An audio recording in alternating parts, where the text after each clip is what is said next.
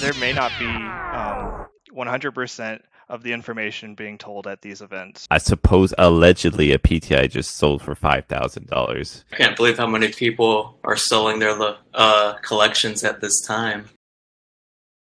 Hello and welcome to another episode of the Win and End podcast. I am your host, Eric Dauernheim, and today we have with me one familiar face, one new face.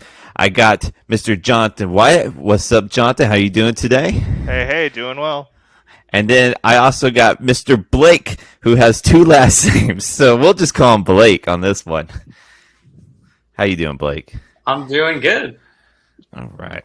Well, so our regular listeners, which is like about maybe 5 or 10 of you, maybe maybe 5 or 10 of you, you guys would notice that we're missing a person today, but that's okay. Gabe is in Portland right now doing the Battle Hardened, so he could not record today, but we will definitely get in touch with him and see how that went. But we got some juicy topics today.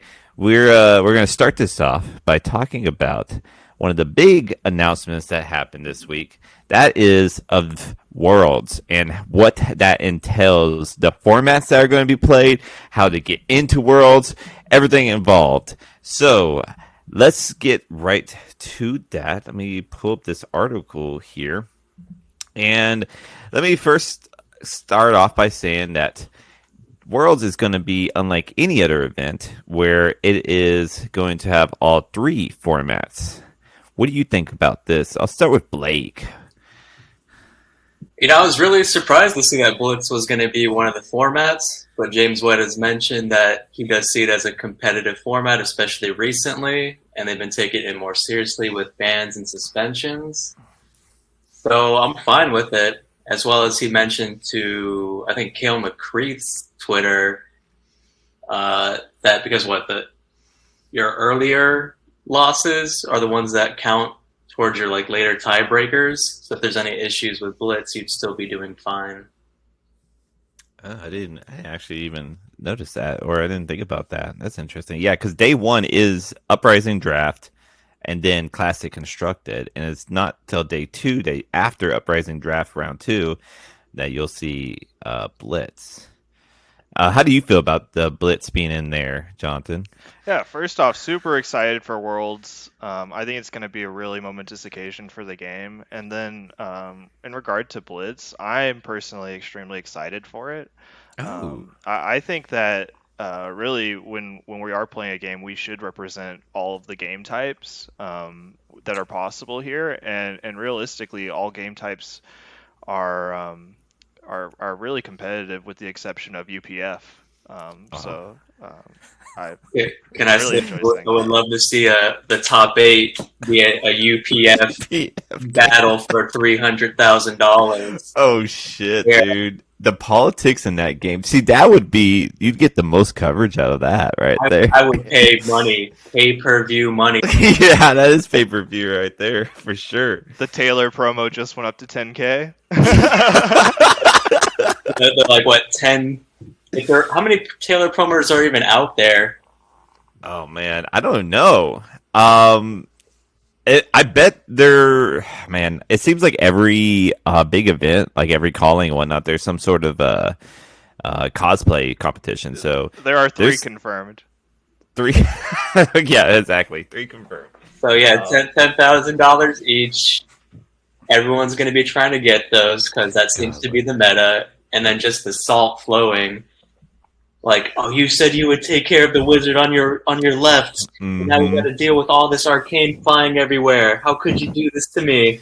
So, Eric, I apologize. Yeah, I apologize for hopping off the rails with the UPF comment. However, no, this is perfect. I do think I kind of want to get your opinion on this. Where is the slippery slope on this? What is too far? Is Blitz too far? Okay, so I don't think so. I'm actually in the same boat as you, but it has been like the common thing to say that Blitz is just a kind of a broken format.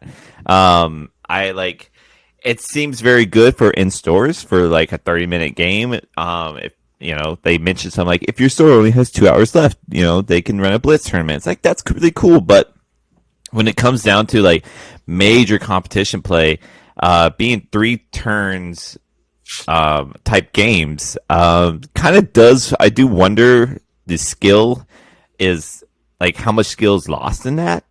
But I don't know. At the same time, I do like all 3 gameplays represented. It's just, yeah, Blitz does kind of get a bad rap for competitive play, and probably as well as like just even watching it. I think for Blitz, a few more bans or suspensions would help it. And then as fast as it is, what Magic has, best of 3, I think Blitz could be a best of 3. It probably actually could. Actually, oh man, that might solve the format right there, honestly. Blake, I'm very impressed with that comment. I really think that you have a really good point there. So along with that, I also just want to add that as far as the bannings are concerned, I don't think LSS would put Blitz into a format if they weren't going to balance it even just a little bit more before Worlds. Yeah. My only thing is, do you think they'd allow like further sideboarding options for Blitz at all? I don't think they would structurally change the format prior to Worlds now. However, again, I do think that probably one of the important points that even Eric just touched on was the momentum game with how short the turns are. I don't think that I still think high skilled players will overcome in a vacuum. However, that momentum in Blitz and being able to change it or keep it is going to be so valuable. So there may be a few skewed results, but overall, I believe that Blitz can still have some sort of integrity in the overall grand scheme. Yeah, I think you're right. I think, good players are going to be good players. So no matter what format it is. So we're still going to see good players. It's not going to kill any good players because, like I said, good players are good players. They're going to be able to outlast that. But I will say the one thing that does really excite me is that it is 3 formats. I mean, like, you have to go in with 2 different decks and then make another 2 different decks like during the whole event, which I think is awesome. I think that's so cool that you can go in and play Icelander in all 3 formats, or you can play like an Icelander, a Fi, and then I don't know, Kasai, or just like 3 totally different heroes with totally different play styles, which is, to me, is really fascinating. I'm gonna put it as the triathlon. It kind of is, yeah. Yeah, so I'm going to Worlds for sure, and I am going to be hardcore grinding every format at this point, and I'm kind of excited to do that. And then on that note, because you're going to Worlds, I'm not eligible to participate in Worlds, so I will say my view on Blitz being a competitive format doesn't hold much water. I mean, I don't know. It does. That's why you're on. We're here to talk. Someone on Twitter was saying, like, how are these people who aren't even going to be able to compete and chiming in when they can't even get into the club? Not even allowed to have an opinion. A little bit. But that's a perfect segue into the next thing about Worlds, is that there is no season for it. There's we had the Pro Tour qualifiers, we had the Road to Nationals, but there is no Road to Worlds or Worlds qualifier. It is just if you have a PTI or if you're in the top 50 of lifetime 90-day ELO for constructed and limited. So what do you guys think of that? What do you think, Blake? I think that's excellent. You're showing the people who are putting out the most time and effort in each category. So even if you're not 90-day XP, I'm not so sure about, but lifetime XP, you're showing that you've constantly been to all the events, you're constantly grinding, you know what you're doing, you know everything that should be happening in Flesh and Blood. So why not bring you the Worlds? Yeah, yeah. And how about you, Jonathan? What do you think? Yeah, overall, I'm satisfied with the decision. While I disagree with XP as the standard, this just being a new game, I'm all right with it now. As time goes on and we see more worlds continue through LSS and their stewardship, I think really any issues that I have with the system now will really get pounded out over time. So I'm very fine with this right now. Okay, so I guess first off, do you think we'll have like a worlds every year, or do you think this is like a one in like 2 or 3 years sort of deal? I hope this is an annual thing. Me too. Me too. But okay, but let's get into what you were talking about. So right now you're okay with it, but like, what would you want to see changed? Like, do you want to just take the XP out? Like, would you rather just have like if you have a PTI, you're in?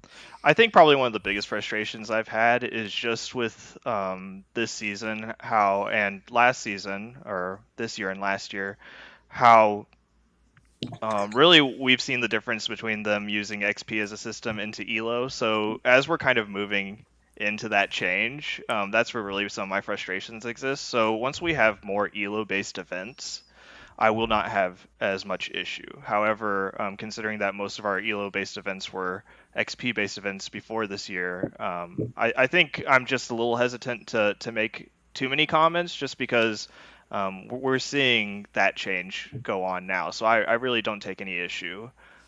Oh yeah, no, like I think we're all pretty happy with how Worlds is, but yeah, I'm I mean, I think you're right. Some things could change. for the top 50 in both 90 day and lifetime XP, how many of those people don't already qualify through ELO and PTIs? Right. Yeah, no, for sure. I mean, that's kind of where I'm at right now because thanks to the good old RTN season, and the only RTNs I did were classic constructions, so no uprising draft.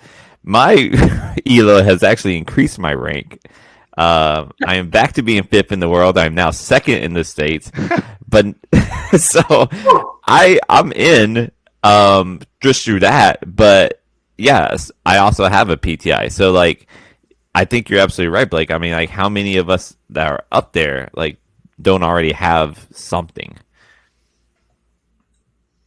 Also, just I suppose allegedly a PTI just sold for $5,000, which is kind of insane. Did it really? Yeah, that's allegedly, right? I saw it There, going for like 2,000 immediately after that. I will Mm. say that that seller tends to sell their items for higher prices than market, and Mm. amazingly, they all sell. Yeah, it was a bit fishy. Although it does make sense, I will say that these PTIs are going to sell for a lot more than the Pro Tour ones for sure. Um, because these are like this is really like a it's like an inclusive or like exclusive club. I mean, you gotta. Well, I mean, all the PTIs are the same. It's just depending on location. Because, you can only transfer those eternal PTIs. So I guess, Mhm. just it's timing the market when you're selling it. Yeah, Well, yeah. inherently, you do have a specific time range of about 1 to 2 months within any before any event to even change that PTI. So really, it is one of those time period of demand questions. So yeah, I'm all fine for people being able to use the rewards that they've earned through this game um, to reap the benefits, right? So I'm all Yeah, for this yeah. system. I think it's great. Now, I would prefer for Worlds to be a non-PTI transferable event. Mm-hmm. For However, the game, what was that, Blake? for the integrity of the world championship. Yes, I think I do believe that typically someone who's earned a PTI is considered one of the best players. So I wouldn't want someone that has money to just fake their way in necessarily. So it would be an integrity thing. Now, whether or not the data shows that how many people are purchasing these PTIs, I think that tells another story. So I am hesitant to get rid of the system immediately. Yeah, I'm with you. I want to say two things here, real quick. First, I want to say that I so on my team Sneep, Adam has purchased his PTI to go to Pro Tour, the Pro Tour in France. So he doesn't have all the he has like one shot basically to get it, where like me and you guys, we have multiple shots. So I can kind of understand in that perspective. But then on the opposite end, and on the other team, our teammate Joel, I remember him saying at one point, "It's like, if I can't earn a PTI, and so if I can't hack it to win a Pro Quest, then what point is there for me to go? Because if I can't hack it here, then I can't hack it there." Yeah, and I think that rings true, honestly. Yeah, I'm in that mindset. If you're not going to be able to just win a couple locals to get to it, or maybe something regional, do you really think you're going to go like toe to toe with the top players around several countries? No, not really at all. Exactly. And to that point, I just want to add that really when we're looking at these PTIs now, I think with ProQuest being a thing and being able to earn non-lifetime PTIs in those events, I think people will stop spending PTIs for Pro Tours and only hold them for Worlds, because not only will that be a more lucrative option, but realistically, Worlds is the premier event for this game. It will have the one of cards. They will have the $300,000 prize pool. Exactly. Yeah. So do you think that there is a way for LSS that they would want to change the system because people are abusing it? Well, I mean, because they're supposed to be gifts, right? They're not supposed to be sold anyways, right? You don't want to go by yourself and you have an extra PTI. You can make the thing, but your teammate can. Right. So yeah, but as far as like the Pro Tour stuff goes, all those Pro Tour qualifiers, those PQs, they're only for those Pro Tours. So I don't really think there's going to be enough PTIs for people to just be giving them out just so you can go to a Pro Tour. It's true. That's true. Yeah. Yeah. I mean, yeah. That's very interesting because we are going to have a limited supply, and I do even wonder even if it will be a thing in the future as well. But it being a limited supply might just be fine because you just won't have not many people are going to have enough to give away, and. I mean, it depends on the location of the Pro Tour versus Worlds. Like, not everyone in the world can make it to San Jose, but people in Europe can make it to Lille. So right, yeah. There are a lot of really interesting data points that we really don't have access here to. So we're really just speculating at the moment. We're throwing rocks in the water. Like, if I can't afford to go to America to compete in Worlds, but I still want to compete at a really high level, I would probably use my Eternal PTI to go to Lille. Yeah. But if you do have Eternal PTIs and you are going to either sell them or use them, would you not just use them for Worlds? I think so. Location dependent, I think. And then it just depends how far out LSS can give you that information. Yeah, you can hold out for the next year for Worlds. Would you... Basically. I don't know. So you have an Eternal PTI, you don't have the PQ PTI, but you want to really compete at a high level this year because, I don't know, everything's going in your life to where you have the time to do it. Maybe next year something's going to come up, like you'll be married, you have a kid, you'll be starting a new job, so you won't be able to really count on competing at Worlds and using that PTI during that time. So you're like, oh, okay, use it now or never kind of deal. So I believe that this argument moves into two areas, right? So really, if you're going to use the PTI, there's one side of that argument, and I think if you are going to use the PTI for your own use, I do think that competitive and that meta at any time would matter.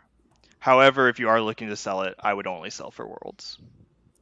I think that's where the most bang for your buck's going to be if you are looking to sell. Oh yeah, that'd be time in the market for the best thing. Mm-hmm. Yeah. No, I'm all about this. I really like that there is no. I think we discussed it a couple weeks ago, Jonathan, that we didn't want to see Worlds have a qualifying season. We wanted it to be sort of as if it's like the Olympics, where you have your nationals, to see who's like the best for your country, and then go off to Worlds and play for your country, sort of deal. And it's not like that, but it is in a sense because there is no qualifier. So it is the best, as in like you got a PTI one way or the other. Exactly. So, yeah. Okay. I feel like that's we covered that. Are you guys planning to, so Blake, you cannot make it to Worlds, right? I cannot make it to Worlds, which I'm super sad about. I am also super sad. What say you, Jonathan? Yeah, so Blake, your presence will be sorely missed at Worlds. So I'm sorry to hear that. However, I have booked my trip for Worlds. While I am Fuck yeah. not able to compete at Worlds, I will be competing in the calling. And I really think, really the excitement comes down to seeing the top competitive tier play. I want to see all the events. I want to see the spice. So. Oh yeah, and to be right there with it too. Yeah, feel that energy. So I'm really excited. Also, you very well could be able to participate in, because are you planning to go to nationals? I am not going to nationals this year. Oh, okay. Never mind. So it would be you'd have to like somehow do something. I guess there's the battle hardens. Are you planning to do any of those, like the Denver or Minneapolis one? Unfortunately, no. Work. Okay. This is my busy season for work, so unfortunately, For sure. the RTN to national season I had to remove from competitive play. But now that Worlds and after, those are the events I'll be able to attend. Yo, I just thought about something real quick. I want to run it by you guys. So we talked about this in the last podcast, but I want to hear what you guys think about this, because this is, Jonathan, you're pretty good at like coming up with theories for this game. Well, this is my theory. You ready for it? So if we look at all the battle hardens, so there's battle hard Portland going on right now. There's battle hard in Minneapolis, and there's battle hard in Denver. Now, battle hard in Portland is 1 week before Pro Tour. Battle hard Minneapolis is 1 week after nationals, and Denver is 1 week before Worlds. So what I'm wondering is I first thought this was just like shit timing, and I was like, why was it like this? Like, this is bad. Like, you basically wouldn't be able to do both. But then I thought about it a little bit more, and I'm thinking it was done on purpose so that the battle hardens will attract lower competitive play, while the like more competitive players, play at the big events like Pro Tour, Nationals, and Worlds. What do y'all think? Yeah, I could see that. Like, you want something going on as often as possible to give as many people a chance to compete. You don't think I'm off my rocker? No, I mean, like, if you only have like a few events every year, and it's going to be the same crowd traveling to all these events, you're going to kind of push out some other people, maybe. Okay. And one of the things I want to add is I think that Battle Harden is turning into one of those lower level events where they're not necessarily needed to be hosted by either Star City Games or Channel Fireball / TCG player at this point. Yeah, who was hosting the one in Portland last night? That was actually a game store, Fable Hobby. Yeah, I thought that was exactly what I would expect Battle Hardens to be. It was under 100 people.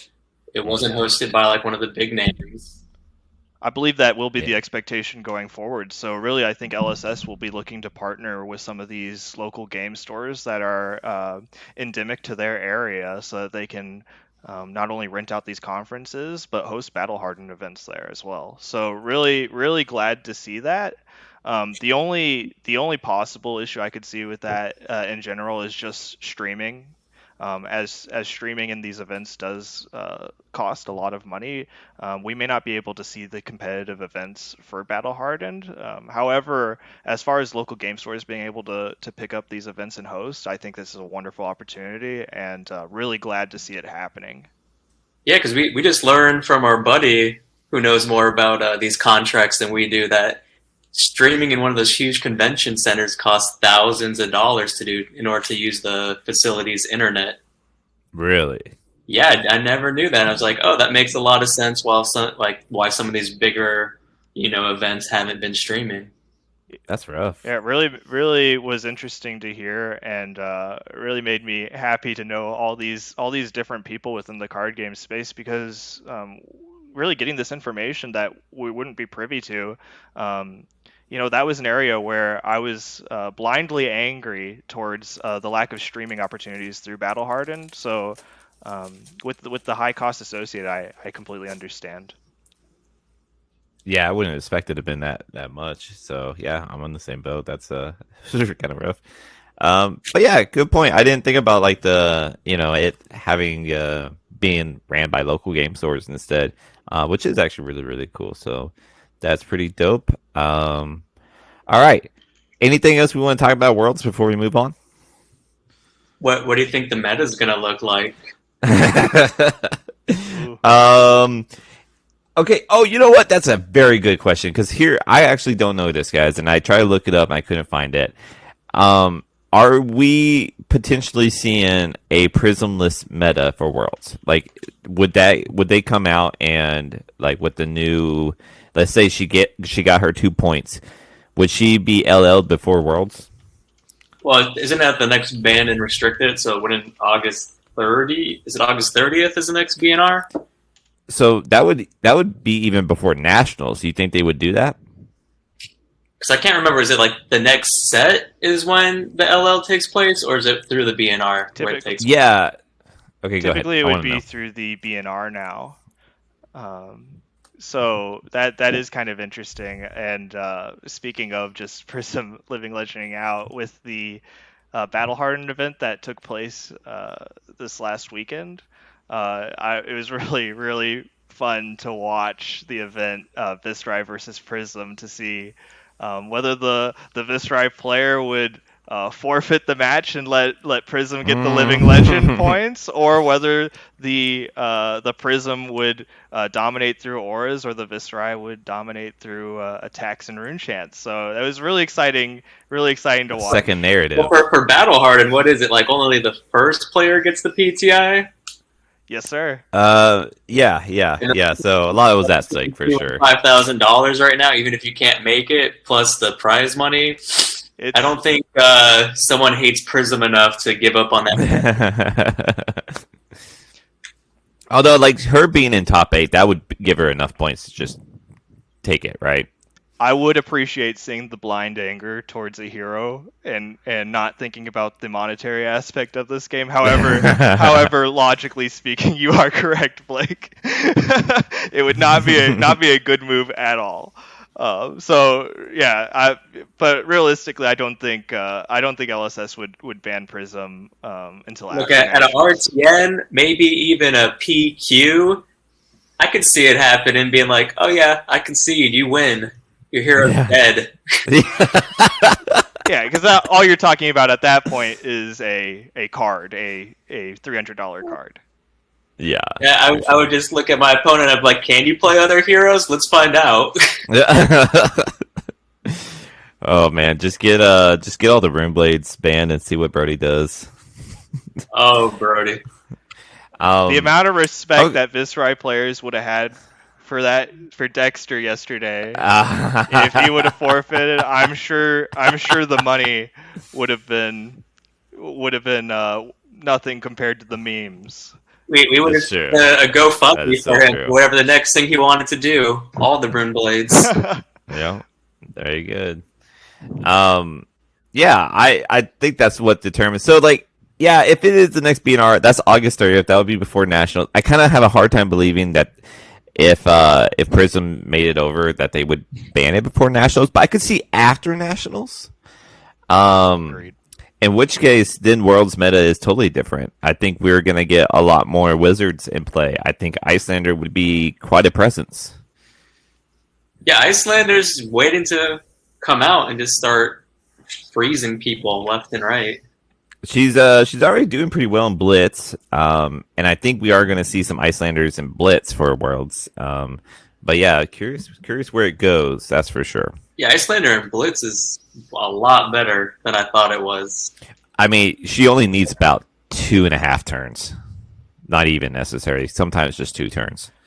Yeah, I think that's the wonderful thing about Blitz is that the Ice Heroes have so much more agency because they can actually hold up those frostbites for those small momentum turn games, right? So really really awesome to see in Blitz, but yeah, I would love to see what happens after Prism Living Legends out and really see how the format opens out up in that way. Definitely. One more last thing about Prism. She's making a Spark and Blitz now, and I think it's because of Icelanders and Kano's doing well. So she might just move from CC to Blitz. You might not. This might not be the end of Prism, honestly. All right. All right. Yeah. If nothing else, we'll move on to our next topic here. So the next topic we'll talk about is I've been noticing, and it's been really, really cool, that there has been more and more new players entering the game. And I've been asking around because I was always curious, what game you come from, or like what made you come to this game. And I'm even getting a lot more responses. Like in the beginning, when I was asking, there was a lot of people that came from Magic. Magic and Yu-Gi-Oh were the two card games most people came from, because those are the two biggest card games other than Pokemon. But now I'm hearing a lot of people just coming fresh, like hadn't played a card game in like 20 years. And so there's on that end, we're getting new players. But at the same time, what I've been hearing more and more people, especially the collectors that look to buy, is that more and more people are selling off their collection. So we're kind of at this weird influx of where we're getting new people, but we're also getting the old people selling off their collections. So this time I'll start with you, Jonathan. Do you have any thoughts or opinions on that? Yeah, so being someone who's actually using this opportunity to buy collections, I've noticed that a lot of people that have been selling their collections, they got into the game really early on, before the first callings, and some of these people were in high school, and they come from all different ages, right? So um, with the economy stagnating, some people are looking to get out to make payments on other necessary items in their lives, as well as using this opportunity, since they wouldn't have this amount of money fall in their lap in any other way, to sell off their collections and make an opportunity there. So really, I think there are a lot of different facets to people selling their collections. I don't think there is a mass exodus happening. However, I do believe that if you are looking to get into older collectibles within Flesh and Blood, this is the perfect opportunity, as I do not believe that prices will go lower from this point. What, what about you, Blake? I think it's really interesting. I can't believe how many people are selling their collections at this time. Yeah, it just seems to be, like you said, John. There's kind of the hard economy of it. I guess a lot of It's life stuff are coming up. One post that I find particularly funny is one guy's getting divorced. So it's just oh like, boy. yeah, he keeps posting like and all the things. It's just like, oh, I'm getting divorced. Buy my cards. And like, BGS 9s and 9.5s and stuff. Oh And I'm like, boy. yeah, I guess divorce is expensive. This is why you don't I talk to mean, your wife about your hobby, guys. You put the money, Yeah, you that's put the like money into just the on cards. all these cards. Otherwise, he could have probably just hid them away, wait till the proceedings were over or whatever, and then true. out. Yeah, go to the bank. It's like bricks of gold. You just shave the gold off those things and pay. Well, okay, so what we're seeing is it's not so much as like losing like interest in investing in the company, but just more needing money in general is what we're seeing most people that are selling. Would y'all agree with that? I think everybody has a unique story. However, I think the people selling right now are either disinterested in the game or looking for different monetary avenues, as the prices are falling for a lot of these newer recent sets. I think probably one of the biggest issues in collectibles right now for Flesh and Blood is Monarch, as those prices have dropped the most, and are actually getting to about retail pricing, or as close to retail pricing than it was originally. However, I think realistically, for the first three sets, while pricing is going down a little bit, it will not go down much. I do not believe the Fyendel Springs tunic you'll be able to see for less than $3,000 after Worlds. Yeah, that makes sense. I mean, and I also even just wondered, like, okay, well, let me ask you this, guys, real quick, because like I said, I'm seeing new people. Are you guys seeing any new people at your LGSs? Yeah, I'm noticing a few new people popping up here and there. I think the cheaper price of the cards recently has brought them back in. Okay. Yeah. Yeah. I mean, so that's why it kind of puzzled me, just because it's like we're getting these new people, which is awesome. I'm super stoked about that. But then I also like just hear all these things. But I mean, so now it's kind of we're starting to picture it together a little bit, or that it's less necessarily about the game itself. It's just more about financial issues of one way or the other. And that would make sense, just because it would seem odd to. I don't think the game is shifting so much to the new player. It seems to stay the same. So I don't necessarily think it's because of the game itself, just probably more of the financial issues that might be occurring from the world we live in. Yeah, I think more economic problems is the reason behind these changes. But to your point there, I have seen quite a few new players. In the skirmish this last weekend at Reaper, we actually had 4 new players show up.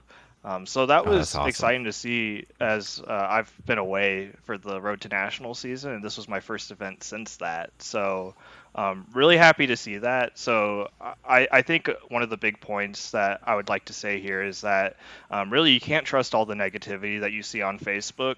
Really, that's just some angry person behind a keyboard, and you really need to go to your locals and see the scene supported there to really know the pulse of this game.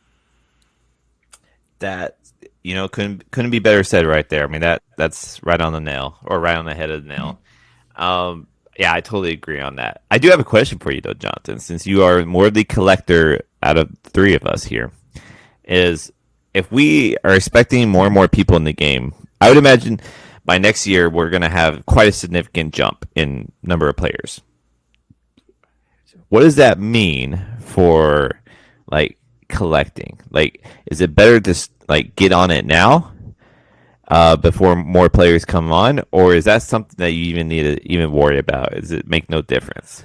So realistically, if you're getting into the game now, I would not really recommend anyone to try going towards the collection route. And also, even if you have been in the game for a while, I think the collection route is going to be a very high risk, high reward item right now, just because we are talking about thousands of dollars for these high end items. I just 2 minutes ago, I made the prediction that I do not believe the Fyendel Spring Tunic will even be below $3,000 after Worlds. So I really think these high-end items, they will go up in price. However, a lot of the high-end items we're talking about are talentless heroes. So I think that's Right. exactly where the game should be. That's where the line should be. Because now that we're moving into talents, I think those should be the cheaper options. So, yeah, I really think as far as a collector getting into the space right now, I think there's a wonderful opportunity just with the way the economy is going. But um, realistically, I would really only focus on the first 3 sets. I mean, it just Okay. depends what you want to collect. Because even with like the larger print runs, I'm having a lot of fun collecting the Marvel stuff. I don't expect That's the true. price to be like high or anything, but they look really cool. They do. They really do. I just opened up a full art Dracona Optima, and I was Ooh. gonna give that away, but really like Yeah. that card. It's A hard time. a hard Did you one to have one pass. before? No, not the full art. So, Okay. I'm almost done with my Dromai deck, oh yeah, which whether or not she's going to be like a real, top tier hero or mid tier hero, it's still. I predict we will see her in the top 8 next weekend. Wow. I mean, she's been showing up in a lot of top 8s. Yeah, I honestly think Dromai is a deck that is how well it does is related to how well the player is. I think Dromai is a skill based deck.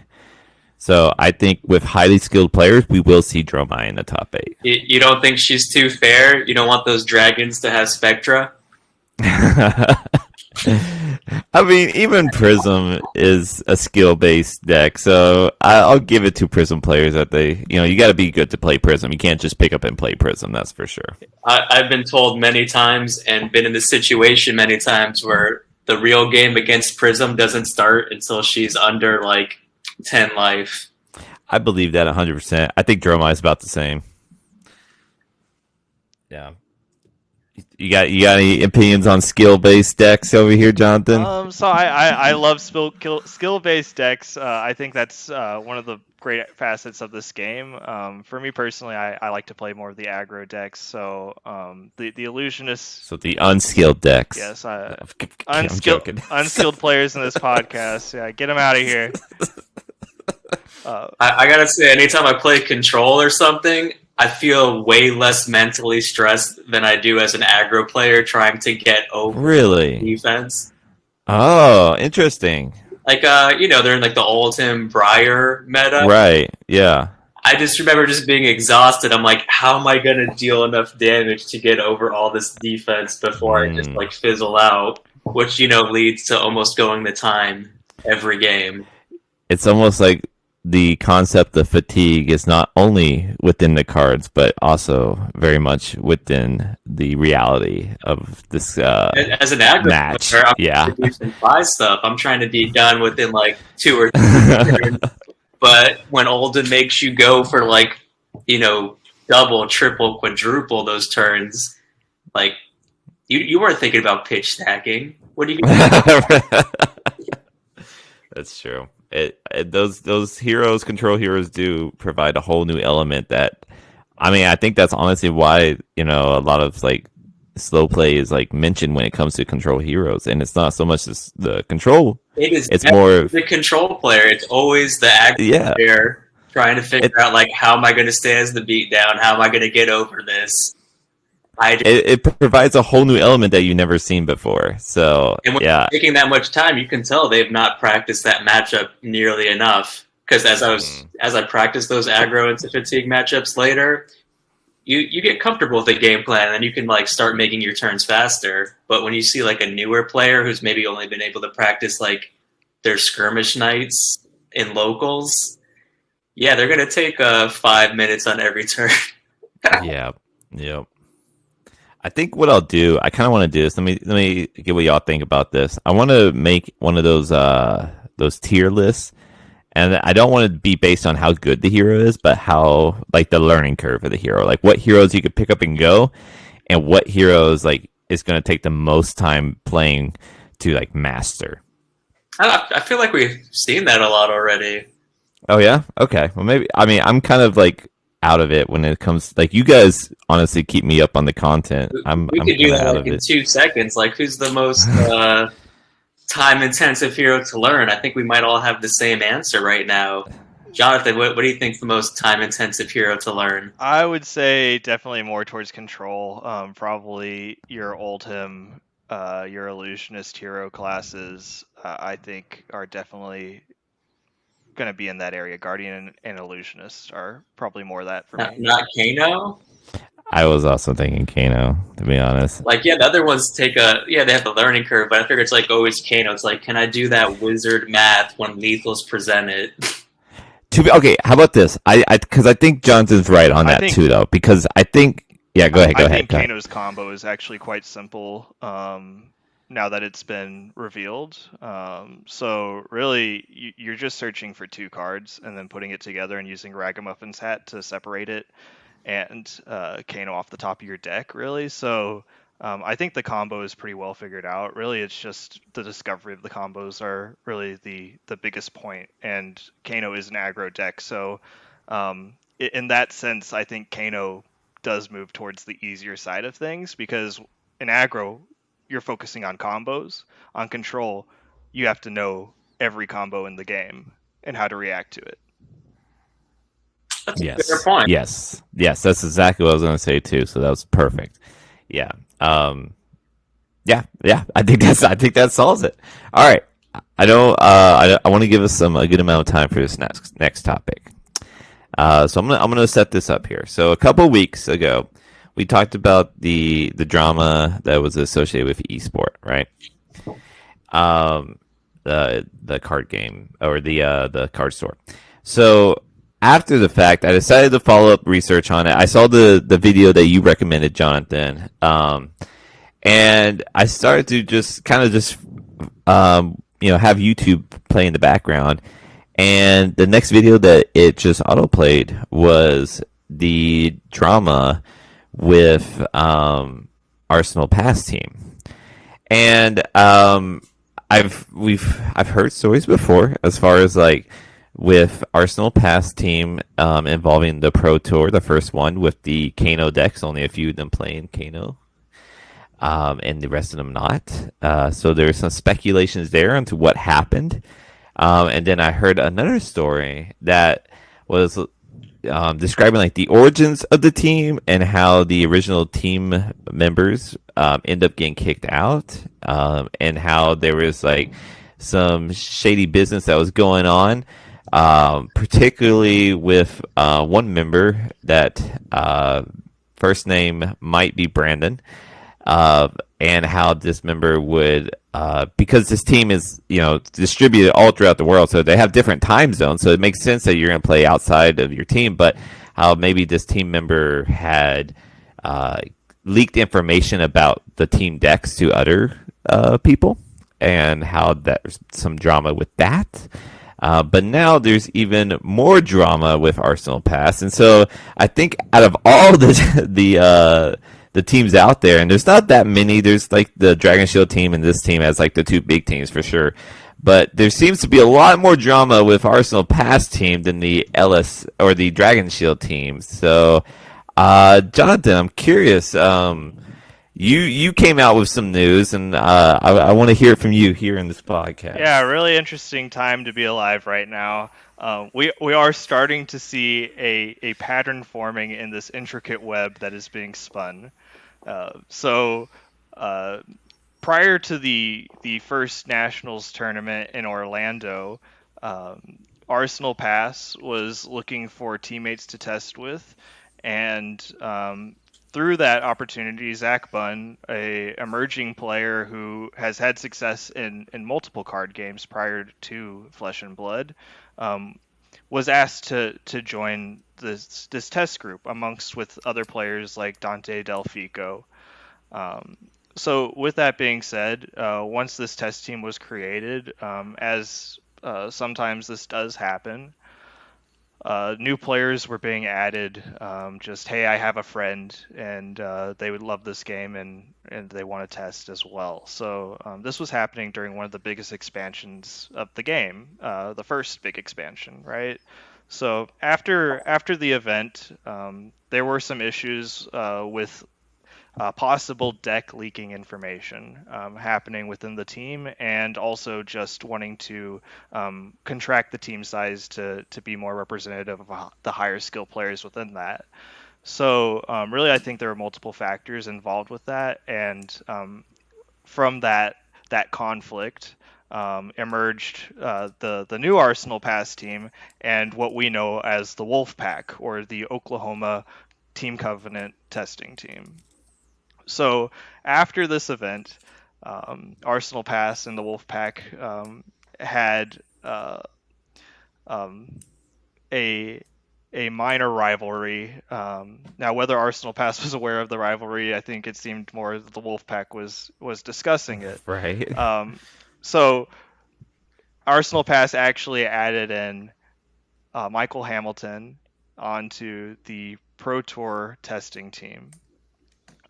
With that being said, they were testing, and from what we know, that when they showed up to Pro Tour One, that there were three people on Kano from the Arsenal Pass team, and then there was Michael Hamilton playing Chain.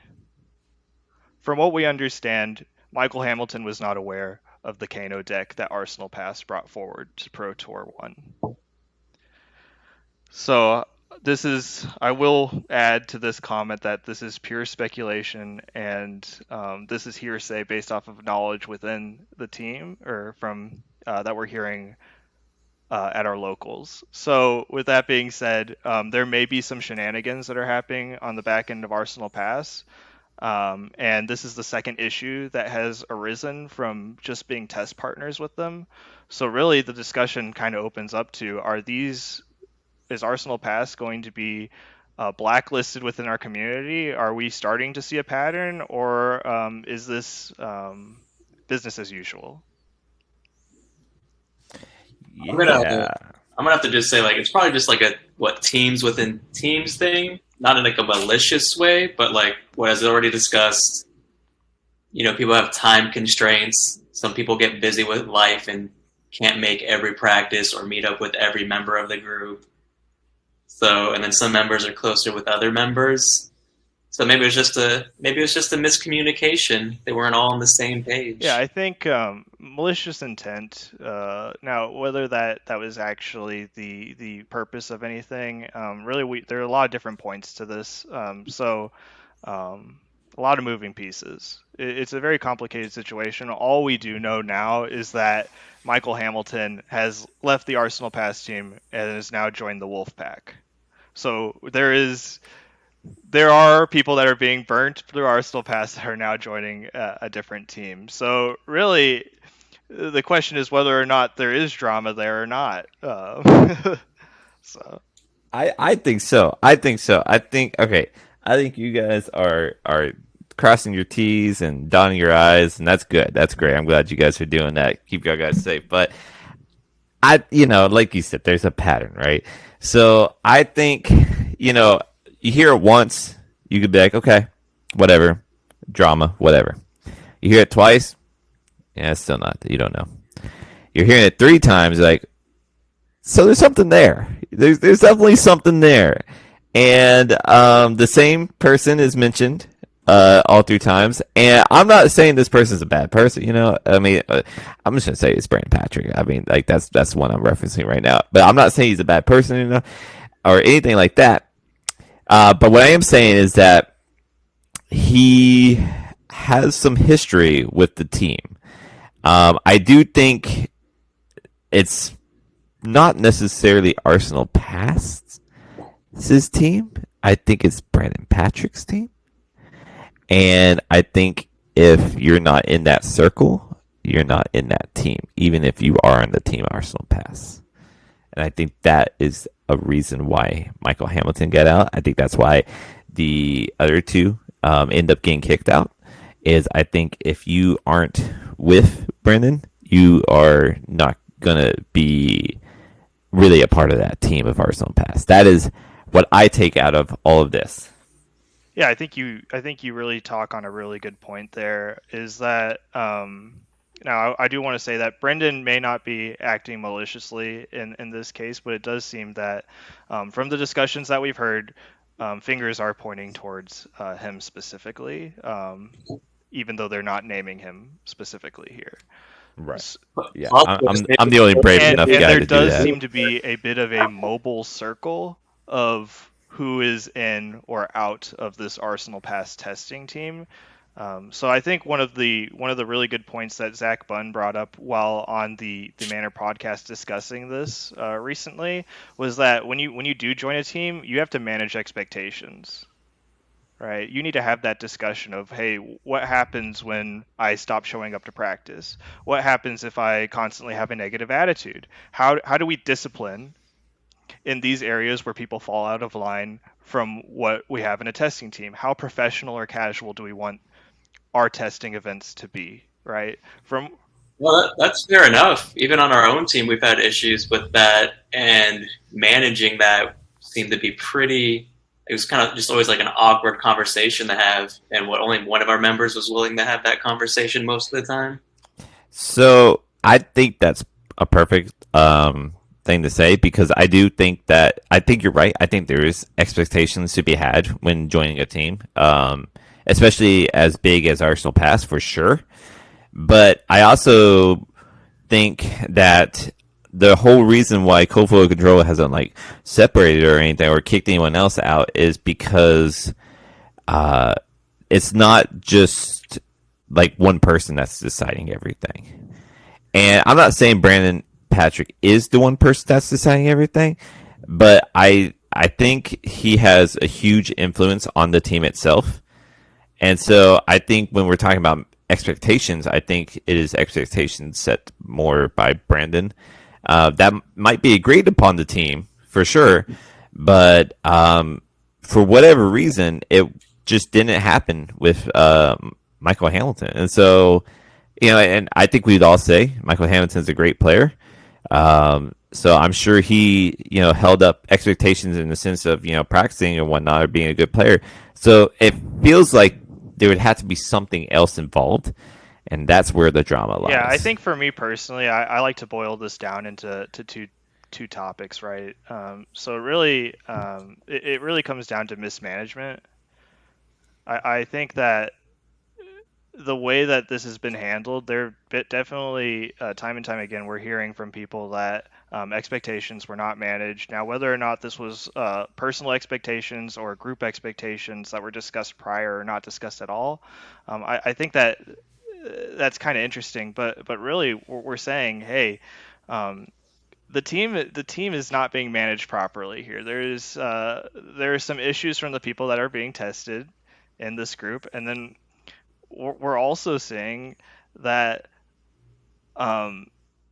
there may not be 100% of the information being told at these events, right? So is there an honesty issue within the organization here? Now, only time will tell, but I think people are already kind of being rubbed the wrong way here. So personally speak, I would never be invited to be one of their test groups. But if I were, I probably would refrain from joining, as me personally, I look for a more casual team.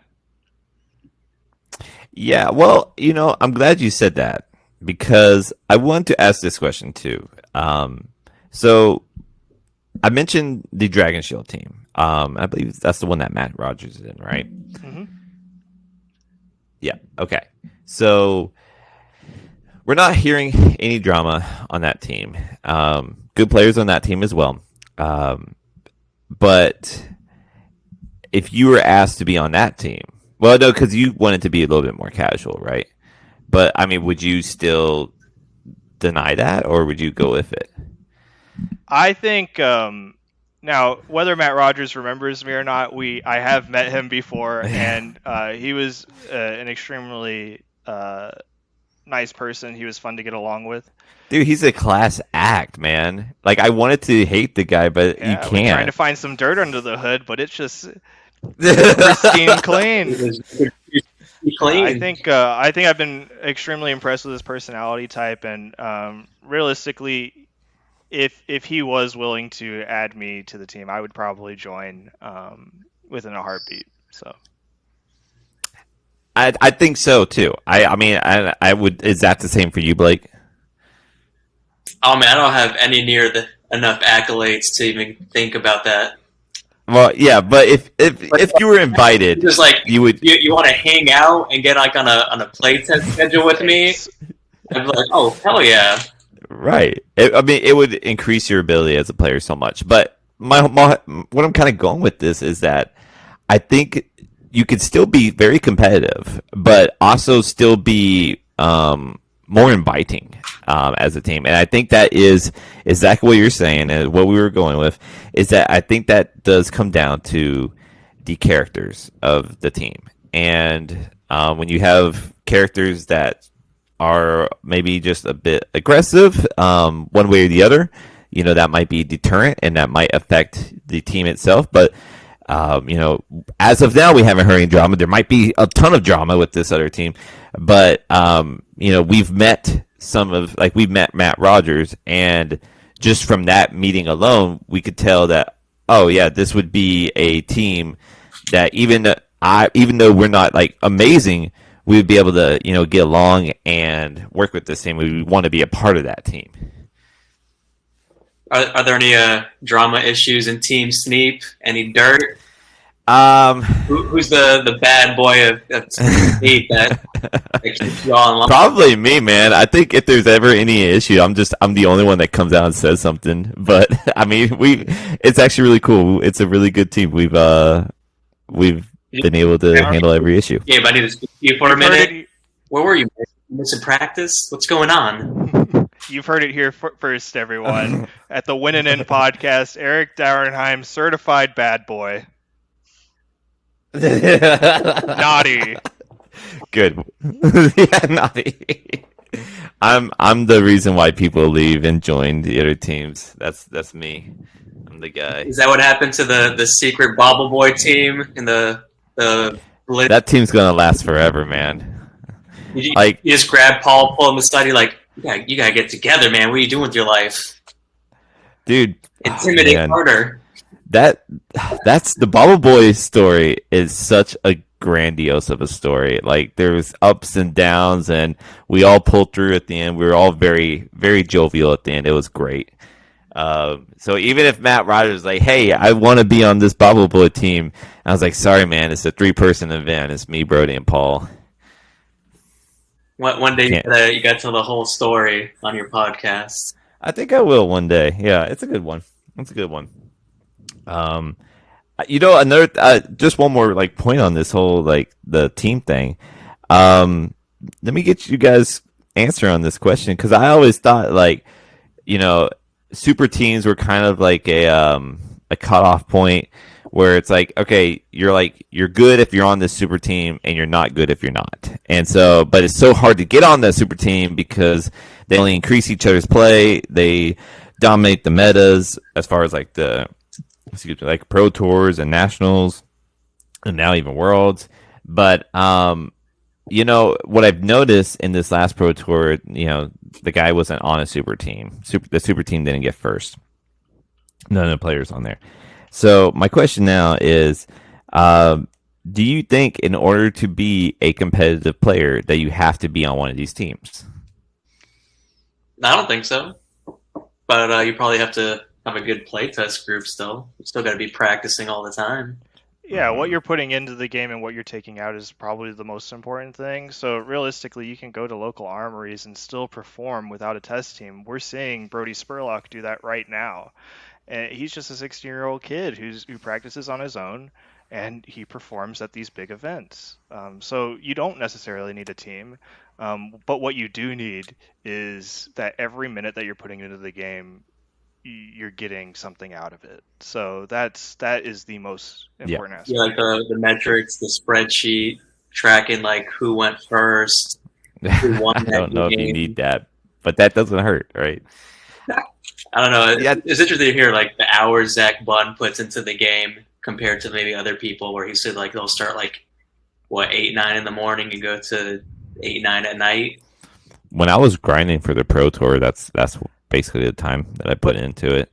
I mean, because I basically had to learn Bolton before, like I never even played. I think Bolton. That was an interesting reaction that you just had there, Eric, to where Blake was mentioning marking down who the heroes are, who's going first, and you did let out a small laugh. Now, whether or not that was malicious or anything, I think that's a different point. But I do think that is the general consensus, right? Is like, do we even need to record that data, right? But there are some people that I do play with who they are very good players, and they mark down what hero is playing against them, what hero they're playing as, who went first, and who won, right?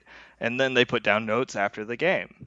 And those players, if those players are performing, then those processes definitely help them. So I think that there are some people that are more data-based. There are some people that are more theory-based. And it just depends on what helps you, right? So, there's no wrong way to go about it. However, you just need to make sure that you're getting out every drop of juice out of that lemon, right? Yeah, definitely. So that's perfect because it goes into exactly what I'm trying to say here, is that you don't need to be on Team Arsenal Pass. You don't even need to be on Team Dragon Shield, because it's not the super team that's important. It's more of just exactly what you're saying, getting out like what you put in, and you don't necessarily have to have the best of the best players to do that. I'm pretty sure Brody isn't playing with the best of the best players on a daily basis. But we would all agree that he's very good, and we are going to see his name more, I'm sure, in the future. And so my whole point here is that if it's a matter of not having, like, you don't necessarily need skill, you just need reps, you just need time, you just need data, whatever your process is, then I think being a part of a team is not as important on who's in the team as far as their skill level, but who is in the team as far as who they are as a person. And I think that is why Michael Hamilton has jumped ship and went to another team, because he is probably going to get the same amount from this other team, but with a better atmosphere. Yeah, you got to be comfortable with the people you're practicing with. I think the atmosphere is definitely important. I think Cofoil Control has the best atmosphere. I'll say that right here, right now. This is a Team Sneep podcast too. I want to be an honorary member of Team Sneep. I just want to wear one of those jerseys you got. I like the. We're coming out with a new line. It'll be for Worlds. Actually, I think it'll be for Nationals. It's going to be Western themed. Tell Gabe to put in an order for one of those shirts for me. All right, we'll do. We do have nice jerseys, I will say. I do like our jerseys. I like Gabe's style. I want one of them. Yeah, I think Gabe is a really good. He's an expert in marketing. I feel he's doing a very good job in how he's promoting Team Sneep, and I've been very impressed with what he's done. Yeah, it's his passion, and that's what made me join, was his passion. So, but yeah, all right, yeah. So there it is. Two good teams: Team Sneep, Team Cofoil Control. We got some good players on both teams, and we all have a great time. I think one of my things that I realized most about Team Cofoil Control is whenever we went off you guys weren't even on this trip. It was everyone else on this team, but went off to Louisiana to do the Pro Quest, and the bonding that happened there, I was like, oh shit, this is what it means to be on a team, and I think that's huge. So. To anyone listening, I would encourage if you're going to get on a team, definitely put that as a high value, because I didn't value that so much before, but once I experienced it, then I realized how it is super important. But yeah, is there anything else you guys want to say before we close this out? No, I think the points that you said were excellent. So cool. Good talk. Yeah. All right. Well, yeah. I'll close this out for us then. All right. Well, thanks again for listening to us. Next week, we are going to talk with Gabe and Adam. Talk about Battlehard in Portland, and then talk about the Pro Tour coming up. Real quick, actually, I got a question for you, Blake. Jonathan said it was going to be Hayden Dale's Viscerai list. I said it was going to be a Briar list. If you had to say right here, right now, which hero gets first place in the Pro Tour, what would you say? Which hero gets first place in Pro Tour? It's going to be a Runeblade. It's going to be much. Okay. Yeah. All right. So we're all in agreement that it'll be a Runeblade. Do you think it's Viscerai or a Briar? It's going to be Viscerai. Not Young Chain? Okay. So 2 Viscerais, 1 Briar. All right. Yeah, that'll be fun to see. But yeah, we'll talk about that and more on the next podcast. So until then, have a good one and keep some fab going.